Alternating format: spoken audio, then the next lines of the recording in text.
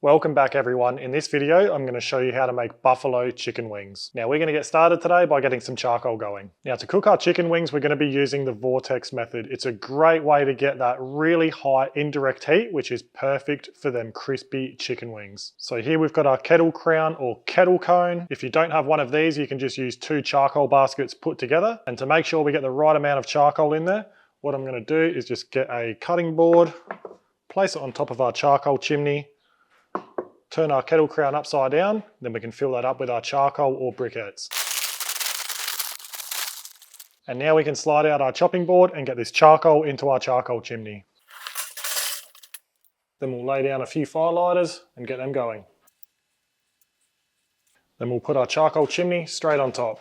Alright, so while this charcoal's starting, we're going to make a blue cheese sauce to serve with these buffalo wings later. Alright, so in a container, we're going to put some kewpie mayonnaise. That's about 1/4 cup. And we're going to put the same amount of sour cream in. Then we're going to crumble in about 2 tablespoons worth of blue cheese. We're going to squeeze in the juice of half a lemon. Then we'll add a pinch of salt, pinch of pepper. Then we'll add in about 1 tablespoon of buttermilk. This is just going to help thin it out a bit. If we need to add more after we've mixed it, then we'll do that. And then we're just going to be using a stick mixer. Now we'll mix it up. Then we can stir in some fresh, finely chopped parsley. Make sure it's at the consistency you want. Like I said, if you want to thin it out more, then add more buttermilk. If you want it thicker, then either add some more blue cheese or sour cream. Then once your sauce is done, have a taste, adjust it to your liking, then you can set it aside in the fridge until later on. Now that's done, it looks like our charcoal's ready, so let's set this barbecue up. Alright, so we'll open it up, take out our cooking grate, we'll put our kettle cone in. And if you wanted to, you can line in between the kettle cone and the bowl with foil. That's really going to help catch any drippings, and it's also going to help direct any heat straight through your kettle cone. I find with the vortex method, there's so much heat in there, it's not really needed, but like I said, if you wanted to do that, then go ahead and do it. So now we can go ahead and dump our charcoal in.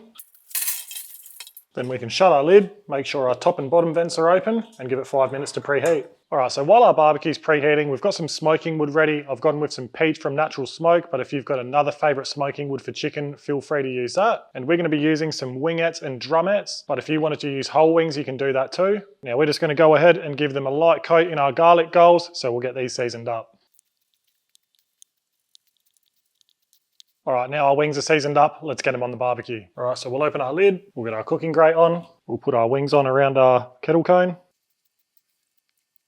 We'll get our smoking wood straight over the kettle cone, shut our lid, and let these cook away. Alright, so our chicken's on, we've had a quick wash down. Make sure you're practicing good hygiene when you're handling raw meat, especially chicken. And if you're looking for a temperature to run your barbecue at, I'm going to be looking for around the 500 Fahrenheit or 260 Celsius mark. Now this cook's probably going to take around 40 minutes, and because we've got a hinged lid on our barbecue, I'm going to open it up and quickly rotate our cooking grate around every 10 minutes. Now, if you're using another kettle style barbecue that doesn't have a hinged lid, then just rotate your lid around instead of rotating the cooking grate around. That's just really going to give you a nice even heat distribution over your wings. So we'll let this chicken cook away and we'll check back in soon. All right, so it's been 10 minutes. We're going to give our cooking grate its first rotation.